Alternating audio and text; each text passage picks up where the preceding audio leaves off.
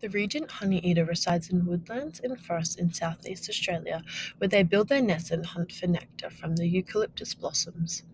Due to habitat loss from threats such as fragmentation and climate change impacts, including the fires that caused the honeyeater's favoured food sources, the eucalypt trees, to not flower for up to 5 years after severe bushfires, as well as land degradation from forestry practices and the cutting down of trees for agricultural purposes.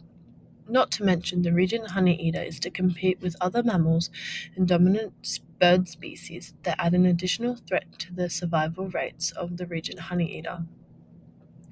They are forced to move to the coast and are faced with challenges in finding nests and food sources.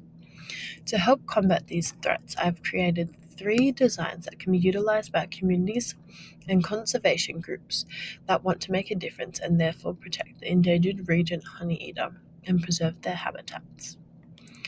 The first design being the portable ceramic nest that will be used to combat the issue of habitat degradation, as well as the threat from other species.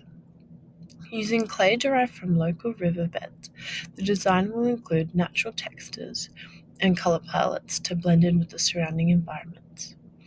This design will be easy to use with detachable elements so that people are able to set them up at any location.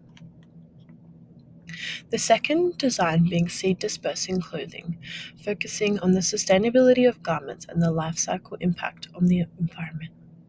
The clothing would have embedded seeds in the fabric, so once it's disposed with, it can have a positive effect and support endangered wildlife such as the regent honeyeater through habitat regeneration.